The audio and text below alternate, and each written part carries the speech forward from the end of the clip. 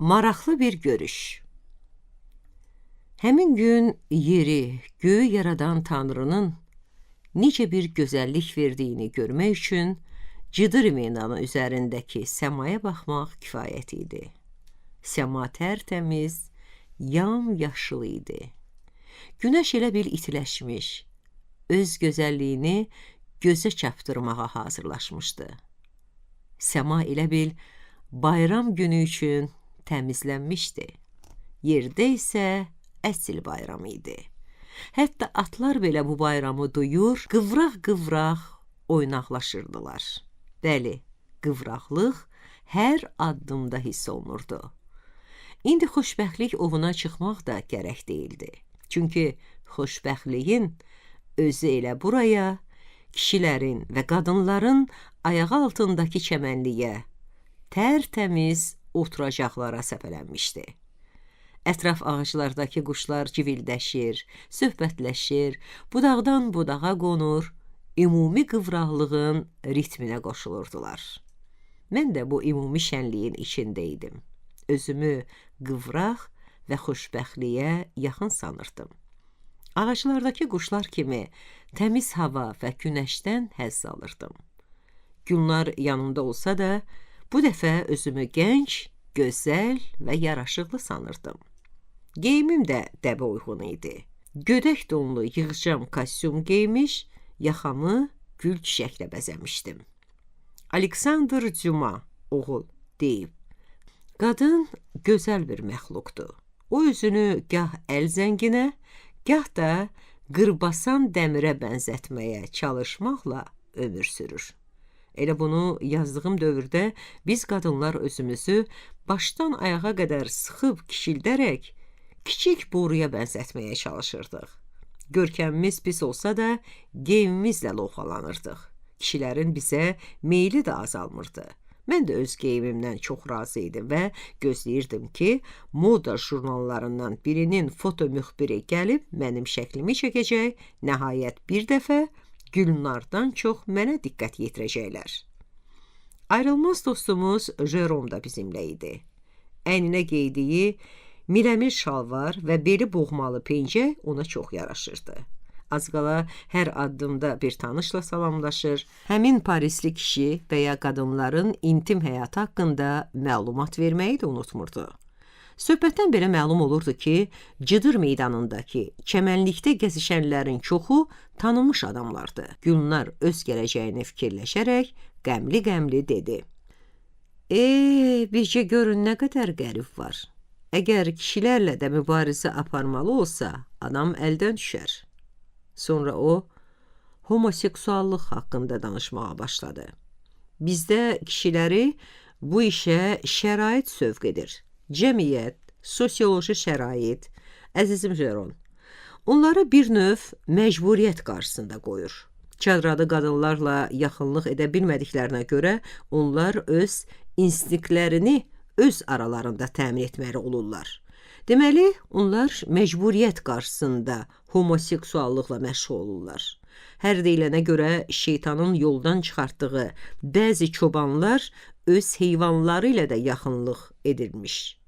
Belə ki, bizim erkəklər şəraitə görə belə işlər görür və evləndikdən sonra həmin işlərdən əl götürürdülər. Sizin kişilər isə bu işə könüllü qoşulur, din xadimləri cəhənnəm odunu yada saldıqda isə öz məşhur həmkarlarına Oscar Wilde, Baron de Charluse və neçə-neçə başqalarına güvənirlər. Aman Allah, bu günlər necə gözəl danışırdı. Tanrı ona təkcə gözəl şuur deyil, həm də hər şeyi duymaq və izah etmək qabiliyyəti vermişdi. Onun görkəmi də çox cazibəli idi. Əsl Parisli görkəm almışdı. O qara məxmərdən yüngül kostyum geymiş, köynəyinin ağ, tikməli yaxalığını qaldırmışdı. Başındakı məxmər işləməli şlyapasına qırmızı bir lələyi elə saçmışdı ki, elə bil şlyapadan yuxarı qan damlası sıçrayırdı.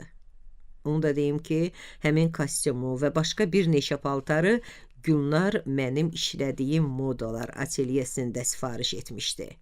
Onun bizdə paltar tikdirməsi həm iş yoldaşlarımın, həm də qohumluğumuzu bilən müdürün yanında hörmətimi artırmışdı. Hamı çevrilib Gülnara baxırdı. Jerome da gözlərini ondan çəkmirdi və mən hiss edirdim ki, o Gülnarı öz bacardığı kimi sevir. Jerome Gülnara bir də baxıb onu seyirkar adlandırdı. Əslində o düz deyirdi. Gülnarda elə bir cazibə var idi ki, ən diqqətsiz adamlar belə ona diqqət yetirir və o həmişə diqqət mərkəzində olurdu. O hamını maqnit kimi özünə cəzb edirdi. Elə təsəvvür yarana bilər ki, mən nəyisə şişirdirəm, amma mən olanı gördüyümü deyirəm. Bəli, mən yenə də səhnənin arxa planına, ikinci dərəcəli obrazlar sırasına çəkilmiş, miskin bir məxluqa dönmüşdüm. Elə bir parıldayan günəşdən də məhrum olmuşdum və daha heç vaxt üzümə gülməyəcəkdi. Fikirləşirdim ki, mənim gəncliyim, dəbli geyinim, güc balı ilə qazandığım bu sərbəstliyim nəyə gərəymiş? Nə üçün ovqatım həmişə belə qarışıq və dəyişkən olur? Rusiya dağlarının eniş yoxuşları kimi qalxıb enir, gah sevinç gətirir, gah da kədər. Təlatümlü bir dənizin dalğaları üzərində oynayan, nə sahil, nə də üfüq görməyən tullantı kimi ömür sürmək nə əzablı iş imiş. Nə Gülnar, nə Jerome, nə də başqa tanışların mənim keçirdiyim daxili əzablara bələd deyildilər deyəsən. Bəlkə onlar öz daxili didişmələrini gizlədə bilirdilər. Mən də buna çalışırdım, amma bir şey çıxmırdı. Bəziləri fikirləşə bilərlər ki, mən Gülnara qarşı ancaq mənfi hisslər keçirir, ona paxıllıq edir, kin bəsləyirəm.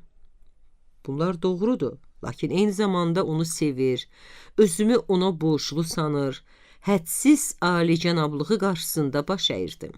O həmin vaxtlar ölkənin cənubunda neft milyonçusuna ərə getmiş bir rəfiqəsinin yanında yaşayan analığıma və atama kömək edir. Jose Zulara, mənə, həmişə maddi çəkinlikdə yaşayan Məryəmə çoxlu hədiyyələr alır, bir sözlə hər birimizə əsl qohumcanlılıq edirdi. Ona kin bəsləməyi bacaran qəlbim eyni zamanda onun şuxluğuna, şənliyinə və məlahətinə vurulmuşdu. Deyirlər ki, insanın daxilinə ancaq Tanrı bələd olur. Mənim daxilimin yaxşı pisini də yəqin ki, o daha aydın görür. Gülnarla Jerome ovqatımın korlanmasından xəbərsiz idilər, söhbət edirdilər. Jerome baxışı ilə çox gözəl və qaynar gözlü bir xanımı göstərib dedi. Bu filan qadımdır, çox qorxulu məxluqdur. Belə ikiyüzlü adama çox az rast gəlmək olar. Günlərin birində səmimi söhbət zamanı o mənə demişdi ki, tək-tük qadın kişi işrəti aparmaqdansa pərtüs dəstəsinə 50 ildən sonra bu işə kollektiv seks adı vermişdilər. Qoşulmaq yaxşıdır. Onun dediyinə görə həmin dəstədə çoxlu məşhur adamlar var və bircə dəfədə bir neçə adamla ara açmaq imkanı olur. Bu qadın mənə demişdi. Məni işrətin özü maraqlandırmır. Çox da ehtiraslı qadın deyiləm, amma hər şeyi görüb öyrənmək istəyirəm. Bəli, bu qadın çox şey öyrənib. Əri vəzifədə tez-tez irəli çəkilir. Deyilənə görə yaxın vaxtda yaxşı bir ölkəyə səfir təyin ediləcək. İndi xanımın sağ tərəfindəki elə ərinin özüdür. Soldakı isə Qraf de Montferjedir. Çox varlı adamdır. Atlara vurğundur. Onun atlarından biri yarışda iştirak edir. Qrafın cıdırdan başı yaxşı çıxır. Elə ona görə də varını artıra bilir. Evlidir? Yox, duldur. Sarışın, mülayim, Ofilə sayaq bir qızı var. Ata-bala bir-birlərini çox sevirlər. Qrafın anası isə dəlisov, yekəpər bir qadındır. Saint-Germain bulvarında da, kənarda da məşhurdur. O lovğa və kobud qadındır. Səhhəti necədir? Kimin? Qrafın, elə anasının da. Onların nəslində hamı uzun ömürlüdür. Atası müharibədə ölüb, Müharibə ən sağlam adamların da ömrünü kəsir. Yaxşı, bu nə sualdı verdiniz mənə? Gülnarın başı qrafı ölçüb biçməyə qarışmışdı. Jeromun sualını eşidəndə cavab verdi ki, bu qraf zahirən halva satana da oxşayır. Jerom isə belə izah elədi. Fransız əyanları başqa cür fərqlənirlər. Siz uca boy, sarışın, gərgin sifətli Rus əyanlarının görkəminə adət etmişsiniz. Yorğun görkəmli Montforje kimi adamın hansı irsin nümayəndəsi olduğunu siz duya bilməzsiniz. Montforje əsl nəcabət sahibidir. Elə bu vaxt əsl nəcabət sahibi dostlarından aralanıb Jerom'a tərəf gəldi. Hə, əziz dostum, sizinlə bir məsələ barəsində danışmaq istəyirdim. Bunu biraz sonraya qoyaq. Bəlkə hələlik məni bu xanıma təqdim olunmaq şərəfinə layiq biləsiniz. Jerom tələsik onun arzusuna əməl elədi. Asanına görə samballı görkəm alsa da, Montforje mənə şit və yorucu bir adam təsiri bağışladı. Bəs onun zadəgan təbiəti harda qalmışdı? Grando kimi o da boş sözlər danışırdı. Amma biraz özünü dartır və tez-tez sözlərinə hə-hələr əlavə edirdi. Bəzi Amerika filmlərindəki klassik məzəli fransız obrazlarını xatırladırdı. Orta boylu, dolğun, ikiqat buxaqlı, amma sifətcə yaraşıqlı bir kişi idi. Gülümsəyəndə ağzında iri ağ dişləri görünürdü. Bığı zil qarı idi. Bəlkə də Mopassanın yaraşıqlı qoca obrazları kimi bığını rəngləyirdi. Saçı yanlardan yüngülvari çallanmışdı. O bizdən əl çəkmədi. Yarışa böyük maraq göstərdiyini büruzə versə də hərdən Gülnara da gözaltı bir nəzər yetirməyi unutmurdu. Gülnara məftunluğu ilə yanaşı biraz da ehtiyat etməsi də duyulurdu. Yəqin ki, onun hiyləgər qadın olması ehtimalını da unuda bilmirdi. Gülnar onun tora düşdüyünü duyub şəraitə tez uyuşdu. Mademoiselle de la Mole obrazından çıxıb Şahzadə de Clèves roluna girdi. Əsl nəcabətli, şairanə, təmkinli bir qadına döndü. O, Montforje'nin gözünə belə bir xanım kimi görünmək istəyirdi və arzusuna çata bilərdi. Gülnar bilirdi ki, taleyin göndərdiyi bu kişi varlıdır, atsanlıdır, əl-əxsus duldur. Deməli, ona ərə getmək olar. Girəvəcil adamların üstünlüyü ondadır ki, hər bir yeni şəraitdə öz mənafeylərini görə bilirlər.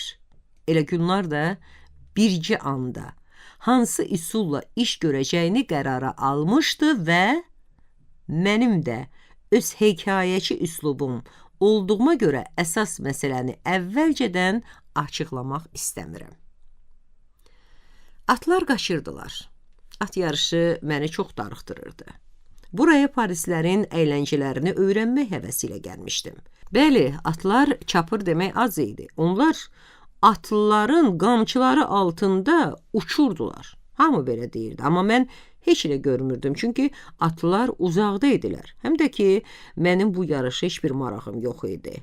Amenofis yaxud Tutanxomon adlı atın qalib gəlməsi mənim həyatıma heç bir dəyişiklik gətirə bilməzdi. Amma cəmaət çox həyəcanlı idi. Bəzisi atlar kimi ora-bura qaçır, abırlı xanımlar öz bəzəklərinin korlanmasından çəkinməyərək əl-qol atıb qışqırır, ucadan danışan qurğular uğultulu səslər yayırdı. Mən isə möhkəmcə darıxırdım. Axı mənim burada nə işim qalmışdı? Gözlədiyim fotoqraf gəlib şəklimi çəkmişdi və moda jurnalında şəklin altında bu sözlər yazılacaqdı.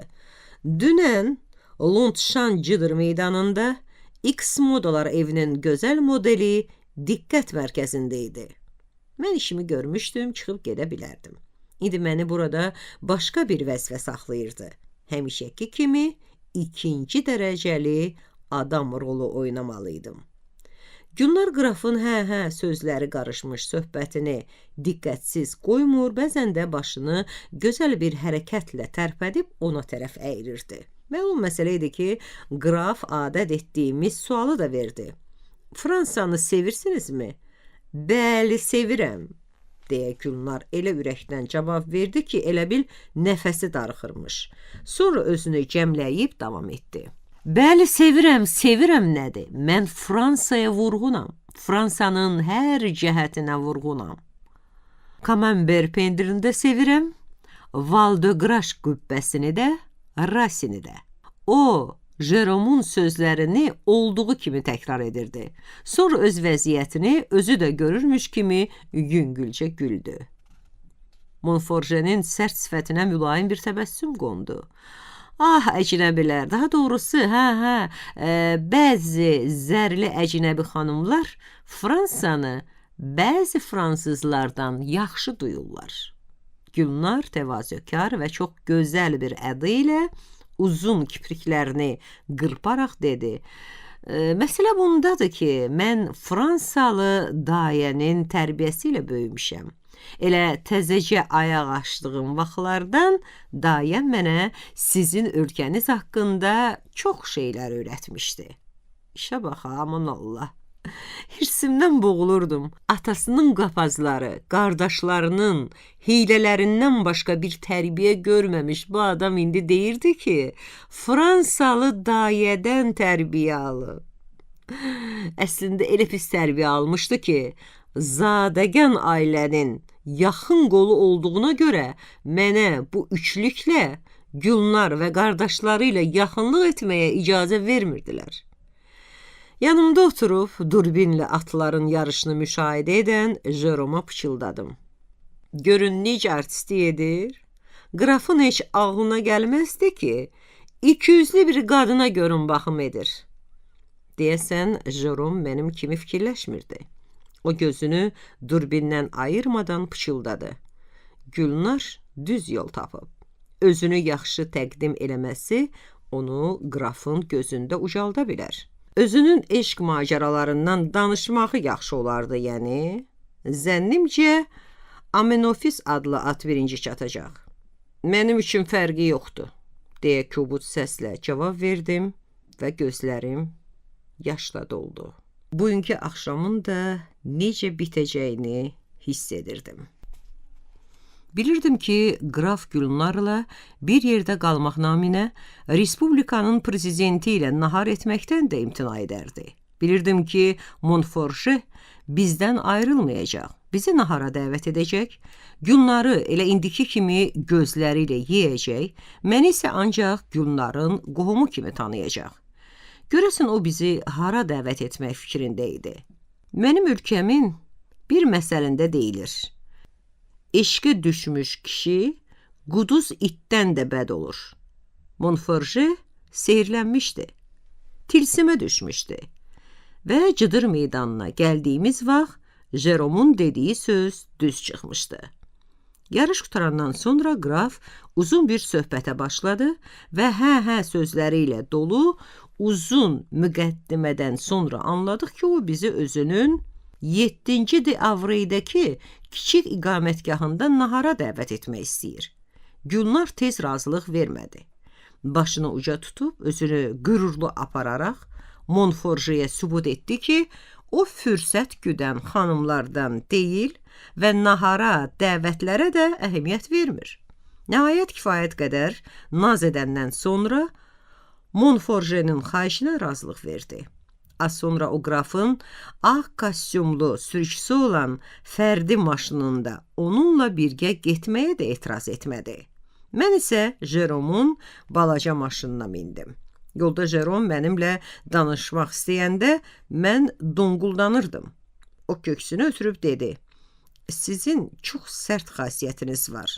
Amma o da doğrudur ki, xasiyyəti adamın özü seçmir. Montforje'nin gözəl bir bağın içində yerləşən kiçik sarayında keçirdiyimiz axşamın bütün təfsilatını danışmaq fikrində deyiləm. Əslində bu iqamətgaha heç saray da demək olmazdı. Fantaziya evi adlanan belə iqamətgahları Larus lüğəti şəhərdə yaxud kənddə böyük xərclə gözəl fantaziya naminə və təntənəli görüşlər üçün tikilmiş evlər adlandırır. Bu sarayı 18-ci əsrdə Montforje'nin yüksək zövqlü əcdadlarından biri tikdiribmiş.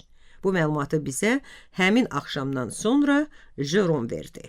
Bəli, orada keçirdiyimiz axşam haqqında danışmaq istəmirəm. Əvvəlcədən hər şey məlum idi. Həmin axşam Gülnar üçün bir bayram, Jerom üçün əyləncə, mənim üçün isə əzab axşam oldu. Lakin axşamın sonunda qrafı bizi ötürmək fikrindən bir təhər yayındırıb, ondan ayrılandan sonra baş vermiş əhvalatı danışmaya bilmərəm. Jeromun maşınında saray parkının darvazasından çıxdığımız vaxt Gülnar oturacaqda yayılaraq gözlərini yumdu və titrək səslə bizə dedi: İkiniz də yaxşı qulaq asın. Mən Qrafinya Montforje olacağım. Jerom diksinib sükanı oynatdı və maşın sola getdi. İri bir maşın yanımızdan bir təhər sevişib keçdi. Özü görünməyən bir sürücü ünvanımıza söyüşlər yağdırdı. Sonra sakitlik çöktü. Jerom maşını yolun kənarına çəkib saxladı və Gülnara tərəf çevrilib sözə başladı. Əslində gərək əvvəlcə sizə deyim ki, dəli olmusunuz. Yalnız onu deməyim kifayətdir ki, Montforje heç vaxt sizin kimi evsiz, yurtsuz yadelli qadınla evlənməz. Onun şəxsi təkəbbürü və vasvasılığına, anası xanımın da böyük təkəbbürünü və vasvasılığını əlavə edək, bu qadın öz oğlunu məhv edər, amma onun sizin kimi bir sərgüzəş qadınına evlənməsinə yol verməz. Bəli, siz özünüzə bilirsiniz ki, belə qadınsınız. Montforje, yadelli, özü də belə bir qadınla evlənir. Bir dəfə boşanmış. İndi də şübhəli bir kişi, şeytan bolşeviklərlə iş gördüyünə görə şübhəli sayılan bir kişi ilə yaşayan qadınla evlənir. Bu qadın... Bəli, bu qadının atası milçək tutub yeməyi, barmağı ilə şüşə deşməyi bacarır, qardaşları yeri düşdükdə homoseksuallıqla məşğul olur, yalan danışır, oğurluq edirlər. Bu nə sözdür? Deyə Jerom Gülnarın sözünü kəsdi. Yumşalmış, maraq dolu bir səslə dedi. Hörmətli ailənizin belə maraqlı cəhətləri haqqında indiyə qədər danışmamışdınız. Doğrudanmı atanız diri milçəyi tutub yeyir? Xoşu gəldiyinə görə yeyir, yoxsa dərman kimi istifadə edir?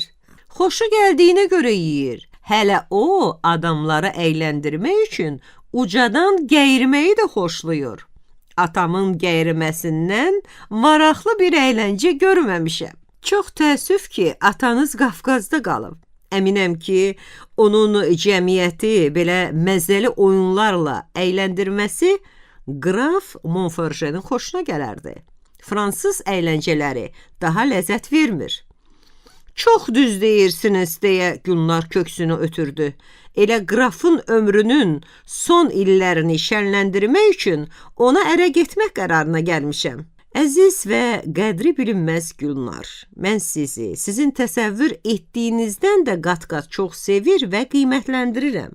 Amma başa düşün ki, sizin Montforjeyə ərə getmək imkanınız indi mənim dönüb uzunqolaq olmaq imkanıma bərabərdir. İnanın ki, məsələ həll olunub və indi siz uzunqolaq sayıla bilərsiniz. Qardaşlarımın və atamın vəziyyətinə, mənim pis adıma, dinimə, dilimi dəyişə də bilərəm, kasıblığıma və şairiyə baxmayaraq, Qraf Montforje mənimlə evlənəcək. İstəyirsiniz mərc gələk və mərcin şərtini də udan deyəcək. Hər cür şərt ilə razılaşıram, amma sevinin ki, mənim kimisi ilə mərc gəlirsiniz. Başqa birisi bu mərcdən istifadə edərdi. Yaxşı deyək ki, bir il ərzində Qraf Montforje mənimlə evlənməsə, siz uzmuş sayılacaqsınız. Razılaşdıq, amma zavallı Gülnarım, gözəl şagird, əla şuur sahibi olmaqla yanaşı çox optimistsiniz. Çünki siz müstəsna qadınsınız. Çoxlarına təslim olmayan bu dünyanı özünüzə təslim etmək istəyirsiniz. Başqa bir məsələ də var. Montforjenin Saint-Germain bulvarında at çıxarmış zalım anası var-dövlətin əsas hissəsini öz adında saxlayır. Var-dövləti çoxdur və ona da mənşəcə Amerikalı olan anasından gəlib.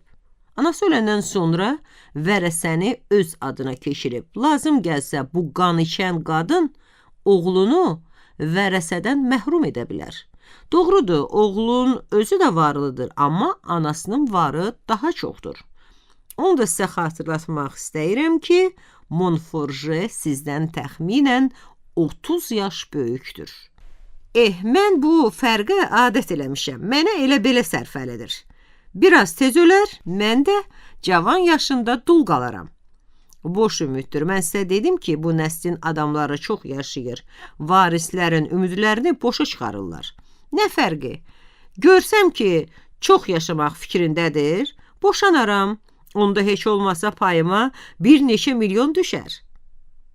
Daha bir söz tapmayan Jerom maşını işə saldı və qaranlıq küçədə yolumuza davam etdik. Gülnar da, Jerom da susurdular. Mən isə xəyala dalmışdım. Yenə də boş xəyallar, həyatda heçə dönən şirin xəyallar aləmində idim. Fortunel çox gözəl deyib. Qəlbimdəki kiçik qüssə kök alıb güclənirdi. Biz körpünü keçib Mulon meşəsinə girdik. Meşəyə girən kimi Gülnar oyanıb bildirdi ki, Jose ilə Züleyxəyə baş çəkmək istəyir. Jerom dedi, az qala gecə yarı olub. Nə fərqi var? Bazar günləri onlar gec yatırlar və həmişə qonaqlıq olur. Bizi görüb sevinəcəklər. Həmişəki kimi optimistsiniz, amma sizi ora aparacağam, deyə Jerom razılaşdı. Son vaxtlar Jose ilə az-az gedirdim. Jose'nin bizdən xoşu gəlmirdi. O bunu biruzə verməsə də davranışımızı əxlaqsızlıq adlandırır və bu sözü əsasən Gülnara eşitdirməyə çalışırdı. Gülnarla rastlaşmamaq üçün Almeriya Jose ilə az gəlirdi. Doğrudur, Jose bilirdi ki, Gülnar Almeriya ilə yatmayıb, amma Almeriyaya təhqiramiz münasibətini də bilirdi. O Gülnarın Karpovna olan macərasından da xəbərdar idi. Sonra kimə ələ keçirəcəkdi? Jose dəfələrlə acıqlanaraq Gülnara demişdi. Əgər bir qadın kimi başı pozuqluq etmək istəyirsinizsə, bunu kənarda et. Mənim evimdə yox. Gözümüzü qamaşdırmağa çalışan görmə enişlərin əlindən cana gəlmişəm. Ərini, o zavallını niyə belə vəziyyətə salırsan? Heç utanmırsan? Maşın Dəlisov Yezdənin evinə yaxınlaşanda ağlıma gəldi ki, Gülnar onlara Monje barədə danışmaq fikrinə düşüb. Onlara sübut edəcəkdi ki, burada gördüklərindən də yaxşı adamlarla görüşür, həm də öz planlarından danışacaqdı. Gülnar haqlı imiş. Josegil'in emanatxanasında bir dəstə adam var idi. Məclisin ortasında Almeriya durmuşdu, özü də əlində bir parça tutub korrido oyununu yamsılayırdı. O keyflənmişdi. Paltarı çirkili, saçı pırtlaşıq, rəngi isə sapsarı idi. Bizi görən kimi sustu. Bir kənara çəkildi və gözə görünməməyə çalışdı. Şəmsi həmişəki kimi məclisə rəhbərlik edirdi. O köhnəlmiş şalvarındakı dəlikləri bizə qürur hissi ilə göstərdi və bildirdi ki, Məryəm dəliklərə yamaq vurmağa vaxt tapmayıb. Dəliklər şalvarın elə yerində idi ki, adi bir sərt hərəkətdən bədəninin bəzi yerləri görünə bilərdi. Şəmsinin şalvarının köhnəliyi məclisin diqqət mərkəzində idi.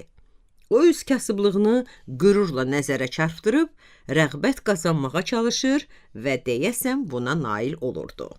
Kirayə haqqını verə bilmədiyinə görə tez-tez ev dəyişir, hər dəfə daha kiçik evə köçür və nəhayət Məryəmlə birgə axırıncı iqamətgah adlandırdığı kiçik bir mehmanxana otağına köçmüşdü. Borc kağızları, kirayə qəbzləri başlarından yağırdı. 16-cı məhəllənin bir neçə küçəsinə heç ayaq basa bilmirdilər. Çünki küçənin az qala bütün dükanlarının borcları vardı. Bəs indi necə yaşayırdılar? Əlbəttə ki, olan qalanlarını satmaqla. Yəqin ki, satlası əşyaları da getdikcə azalırdı. Klassik ənənəyə görə əşyaların satılma növbəsi onların dəyərindən asılı olur. Əvvəlcə daş-qaş, daha sonra isə dəyərli əşyalar, ən axırda isə xəz və adi paltarlar satılır. Şəmsi Londondan çox baha qiymətə aldığı paltosunu da satmışdı və həmin vaxtdan bəri soyuq havada belə köhnə plaşını qolunun üstündə gəzdirir, göstərmək istəyirdi ki, isti paltara ehtiyacı yoxdur.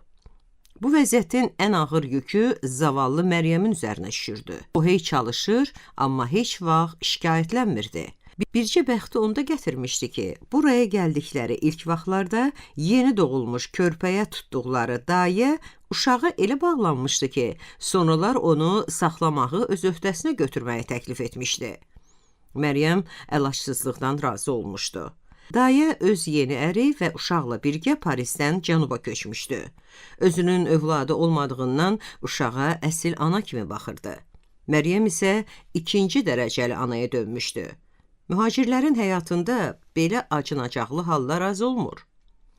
Əsas mövzudan yayındığıma görə məni bağışlayın, qayıdaq Josenin emalatxanasına.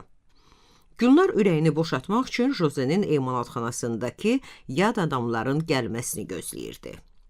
O divanın bir küncündə oturub, bütün hərəkətləri ilə anlatmağa çalışırdı ki, kənar adamların çıxıb getməsini gözləyir. Gülnar məqsədinə ustalıqla nail oldu və yarım saat sonra emalatxanada ancaq ailə üzvləri qaldılar. Jorum isə bizi maşınla evə aparmalı olduğuna görə ləngimişdi. Gülnar ayağa qalxıb, qürurlu səslə dedi. Sizə xəbər vermək istəyirəm ki, yeni bir tanışlıq qazanmışam. Bu tanışlıq mənə xoş gələcək ümidi verir. Jerom məni Cıdır meydanında Qraf Monforje ilə tanış edib. Çox varlı adamdır. Yarış atları, böyük sərvəti, qəsrləri var. Şəmsinin adlı sanlı adamlara böyük marağı olduğunu bildiyinə görə Gülnar əsasən onun üzünə baxırdı. Şəmsi çiyinlərini çəkib ikrah hissi ilə dedi. Qraf Monforje, belə adı eşitməmişəm. Gərək bu əyanlar məhəlləsi ilə yaxından tanış olam. Biz də Peterburqda... Gülnar onun sözünü kobudluqla kəsdi. Cəhənnəm olsun Peterburq. Peterburq da, onun əyyanları da, qrafları da çoxdan ölüblər. Sizin haylı küylü rütbələriniz də ölüb. Sən isə ölülər və şalvarındakı dəliklərlə oynamaqdansa bir iş tapıb işləsən yaxşıdır. Vəziyyət gərginləşdi. Şəmsinin rəngi ağarmışdı. Özünü bir təhər ələ alıb dedi. Zavallı səfi, gic qadın. Bakıdan, o vəhşixanadan təzəcə çıxıb, indi özünü müasir qadın sayır. Özünü abırlı xanım kimi qələmə verib, Cıdırda yalançı qraflarla tanışlıq axtarır. Mən heç kimlə tanışlıq axtarmıram. Onun özü məni görəndən sonra Jeromdan xahiş etdi ki, bizi tanış etsin.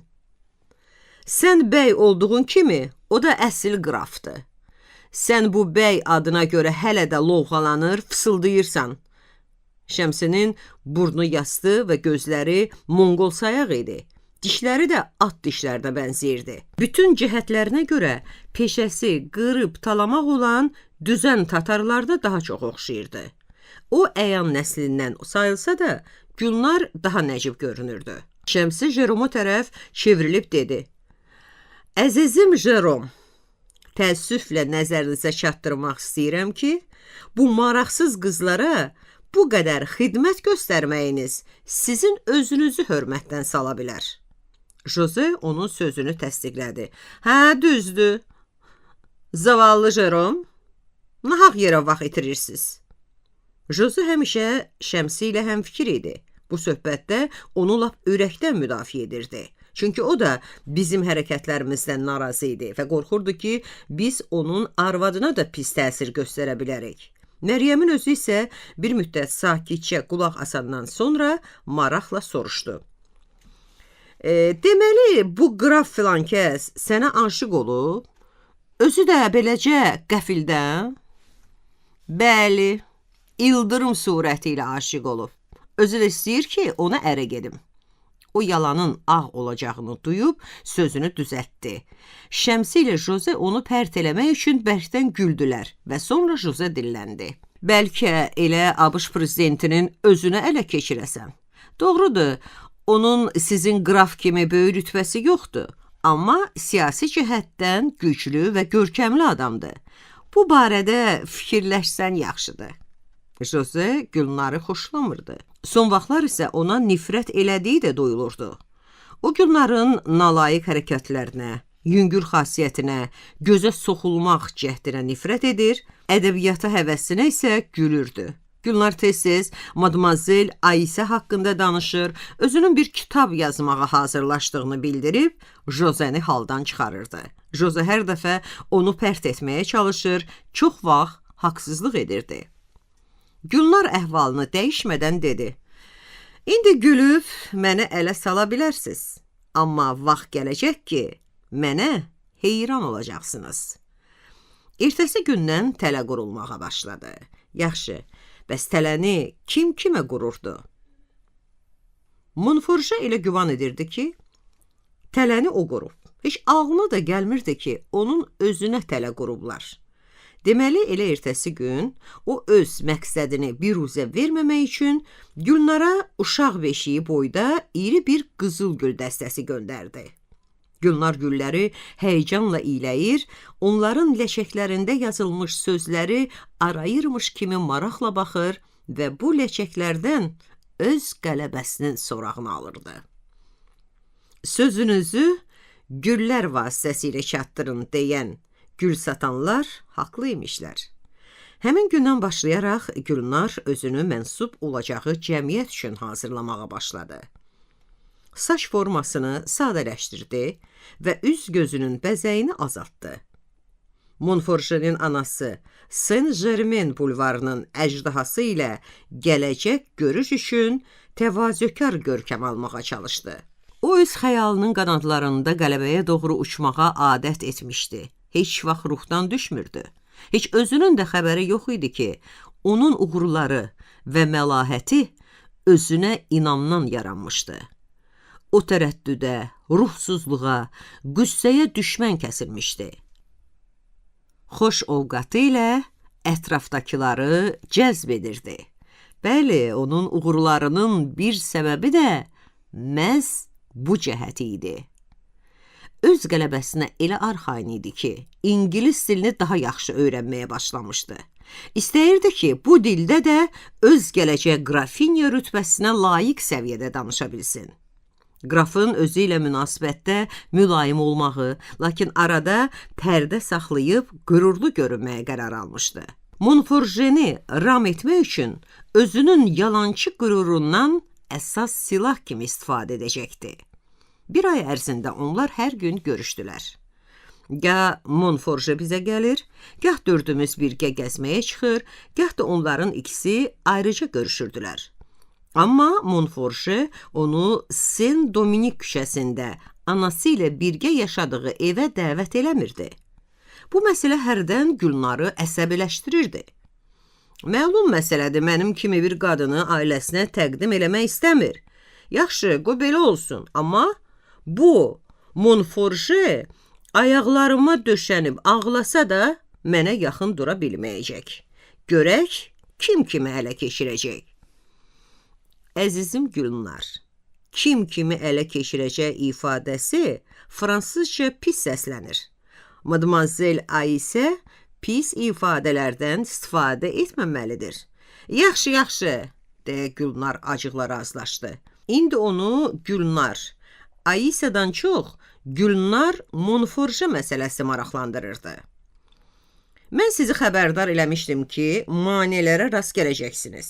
Heç xəbəriniz varmı ki, dünən Jokey klubda Monforje mənə Otto barədə, sizin özünüz və nəsliniz barədə nə qədər suallar verib?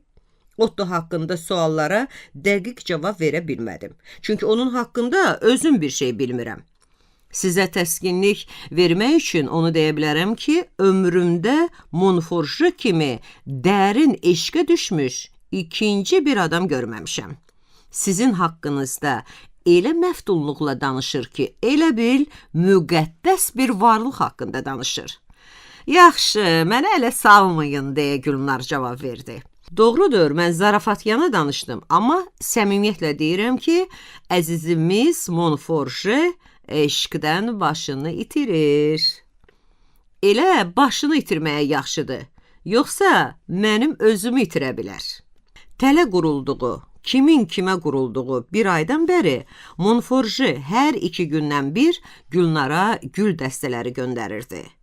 Gül dəstələri getdikcə gözəlləşir, böyüyür, nəticədə gül dəstələri və səbətlərlə dolmuş mənzilimiz gül tikanına bənzəyirdi. Güllərin qarışıq ətri bəzən bizə baş ağrısı da verirdi. Əvvəllər Gülnar gülləri sevinclə qarşılayırdısa, indi onlara ağız büzürdü. Bir sözlə, daha başı yaxşılıq götürmürdü. Günlərin birində mülayim səslə Monforjedən xahiş etdi ki, daha gül göndərməsin. Daha bu gözəl gülləri yığmağa yer qalmayıb. Ətir canımıza çökür, onların gözəlliyindən başım gicəllənir.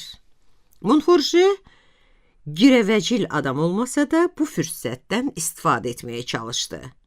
Çox gözəl, kaş belə olsun. Əgər icazə versəniz, sabah başqa bir şey gətirərəm. Gülnar baş sındırıb fikirləşirdi ki, görəsən başqa bir şey nə ola bilər?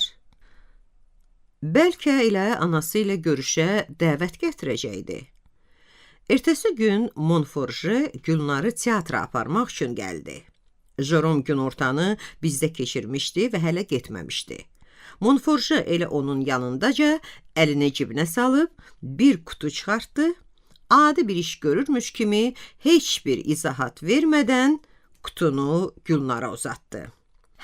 İndiki güllər sizi bezikdirir, elə bir hədiyyə gətirdim ki, ətri sizi bezdirməz. O kürsüyə çöküb Gülnarın reaksiyasını, bəlkə də sevinəcəyini gözləyirdi.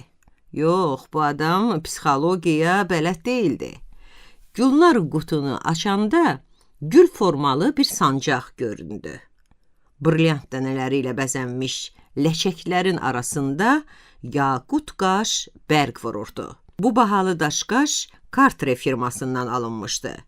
Gülnar sərt hərəkətlə kutunu bağlayıb Monforjenin yanındakı masanın üstünə qoydu.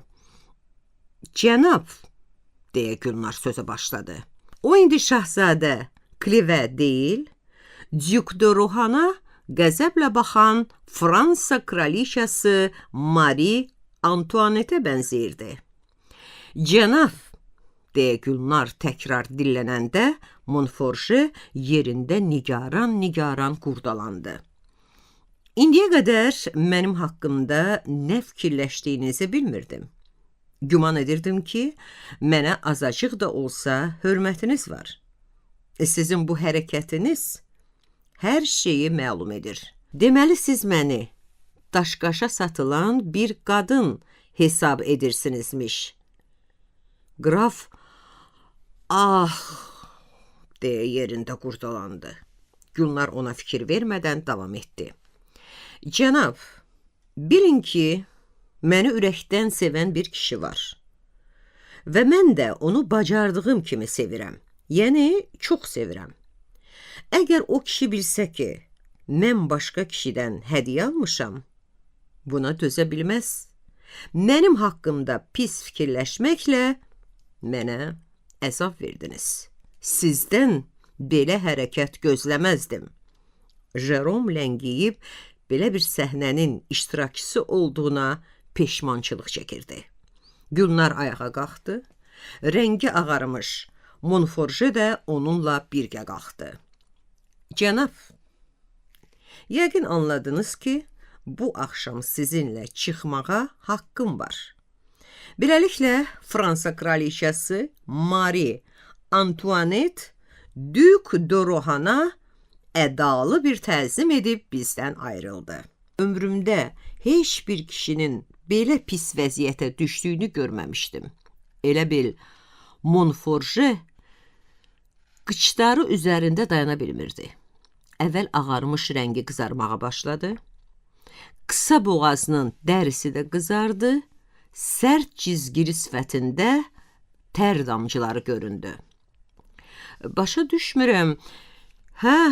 Doğrudan başa düşmürəm. Axı, mənim dostluq naminə gördüyüm bir işi Gülnar nə üçün pis yozur? Mən yaxşılıq etmək istəyirdim. Doğrudur, orada olduğunu unutmuşdum. Unutmuşdum ki, belə zərif, heysiyyatlı bir qadın hədiyyəni başqa cür yoza bilər. Jerom, siz nə fikirdəsiz? Onun himayəyə ehtiyacı var idi. Bizdən, Gülnarın adamlarından himayə gözləyirdi. Sonra yorğun hərəkətlə kürsüdə oturaraq davam etdi. Mən axmaqlıq elədim. Onun nəfəsi ləngiyirdi. Mən qorxu içində fikirləşirdim ki, birdən bu kişinin ürəyi getsə nə vəziyyətə düşərik? Görəsən, ağlamayacaq ki, əsilli nəcabətli adam belə dözümsüz olmalı idi. Qəfildən gözlərim qarşısında qədim bir mənzərə canlandı. Montforjenin ali əcdadlarından birinin Qüdsdən Səlahəddin tərəfindən məğlub edilərək yerə sərilməsi, dizi üstə durub üzr istəməsi mənzərəsi gözümün önünə gəldi. İndi isə bəlkə də hansı yollasa ərəb fatihinə qohumluğu çatan bir müsəlman qadının qarşısında, Parisin ortasında Montforje üzr istəməyə çalışırdı. Tarixi cəhətdən hər cür qohumluq mümkündür. Əsrlər boyu tarix milyonlarla insanın taleyini bir-birinə calamaq, yaxud onları parçalayıb ayırmaqla məşğul olub. Montforje həyəcanlı səslə dedi. Jerom, gedin Gülnara deyin ki, mən çox məyus olmuşam. Ona yalvarın ki, məni bağışlasın. Mənim üzrxahlığımı və dərin rəğbətimi ona yetirin. Dərin rəğbəti, aman Allah, məhəbbət kişiləri necə də gülünc və acınacaqlı vəziyyətə salır. Gülnar öz rolunu necə də məharətlə oynadı. Özünün artistik məharəti ilə bizi də təəccübləndirdi. Jerom öz tələbəsinin oyununu davam etdirirmiş kimi ciddi səslə Montforjeyə cavab verdi. Zənnimcə tələsmək lazım deyil. Nə sizin sözlərinizi ona çatdıraram, amma biraz sakitləşsə yaxşıdır. Yaxşı, indi mən nə edim? Gedim, yoxsa qalım? Məncə sizin getməniz məsləhətdir. Montforje ona pərtlik gətirmiş qutunu ikrah hissi ilə götürüb cibinə qoydu. Bir neçə dəfə mızıldanandan sonra suyu süzülə-süzülə bizdən ayrıldı. Montforje qapıdan çıxan kimi Gülnar yan qapını açıb içəri cumdu və şən səslə dedi. Necədir? Mənim oyunumu görüb qiymət verə bildiniz? Bəli, cənab qraf Montforje güman edir ki, hədiyyələrin köməyi ilə mən onun məşuqəsi olacam. Mənə isə onun qraf rütbəsindən başqa heç nə lazım deyil. Yəni, o çox pərt olmuşdu. Bəli, lap çox pərt olmuşdu. Qəlbinin dərinliyi nə qədər sarsılmışdı. Qəm şərabının acısı boğazını yandırırdı. Jeromla Gülnar gülürdülər. Mən də gülürdüm. Əgər Montforjeni idarə edən bir ruh vardısa, yəqin onun özü də bu vəziyyətə gülürdü. Nəhayət, Jerom dedi. Gözəl və ağıllı Gülnar, yaxşıca eyləndik. İndi isə sizə demək istəyirəm ki, məşhur Saranın özü də sizin məharətinizi əl çalardı. Amma onu da demək istəyirəm ki, sizin oyun adlandırdığınız bu işdə böyük bir uyğunsuzluq da var. Alicənab xeyirxah bir kişinin zövcəsi olsanız da, özünüzü yüngül qadın kimi aparırsınız. 50 il əvvəl hələ belə ehtiyatlı ifadələr işlədilirdi. Gülnar sadəlövlüklə soruşdu. Məgər mən yüngül qadın deyiləm ki? Əgər mənə Ottonun sevgisindən, Montforje üçün başladığım əməliyyatın successful, uğurlu olacağı halda, son vaxtlar danışığında İngilis sözləri çox işlədirdi. Ottonun əzab çəkəcəyi barədə danışmaq istəyirsinizsə, özünüzü yormayın. Bütün ömrümü nə Otto, nə də Montforje ilə ona ərə getsəm belə keçirən deyiləm. Düzünə qalsa, Monforjeni çox da xoşlamıram. Həm də ki, mən evlənməyi, birgə yaşamağı sevmirəm. Ömrüm boyu bir yerdə yatmaq, ikilikdə yemək, ikilikdə hesab aparmaq, hər şeyi ikiyə bölmək adamı bezdirir. Evliliyin gətirdiyi sıxıntını, yeknəsəkliyi çoxlarında müşahidə etmişəm. Evlənmək çox şirin arzuları, çox gözəl sevgiləri heçə döndərib. Jérôme xoş təbəssümlə ona baxırdı. Yəqin ki, Gülnarın bu monoloqunun məzmununu olmasa da deyiliş formasını xoşlamışdı. Sonra o dedi, deməli, Napoleonla eyni fikrə gəlmisiniz. O deyibmiş, evlənənlər bir-birinə gündüzlər pis ovqat, gecələr pis iy verirlər. İstəyirəm Gülnarın məlahətindən biraz da danışım. Ondan duyduqlarımı sözlə deməyə çətinlik çəkirəm. Həyatın iliyi, insan iliyi kimi çox bərk bir örtük içərisində gizlədilib. Nə qədər qazısan, bu örtüyün içinə keçə bilməzsən. Mən də Gülnarın dərinliklərinə bələd ola bilmirdim. Onun həyat əzmini, həyatın gözəlliklərini ələ keçirmək qabiliyyətini gördükcə, həmin vaxt Nietzsche'dən oxuduğum bu sözləri xatırlayıram. Özümüz üçün yaşamaq, öz varlığımızı və rastlaşdıqlarımızı daim işığa və alova döndərmək deməkdir. Mən duyuram və bilirəm ki, belə ali sözləri uğurlar axtaran və milyonlarla gözəl, macərapərəst qadınlardan birinə aid etmək insafsızlıq olar. Lakin iş burasındadır ki, Gülnar daxilindən gələn qüvvə vasitəsilə öz hərəkətlərinə, sözlərinə sahman verir, dadlı-duzlu olmağı bacarırdı. Bəli, mən bu fikri çox təkrar edirəm. Bu fikri oxucudan çox özüm üçün təkrar edirəm ki, kiçik bir insanın böyük görünməsinin səbəbini bilim.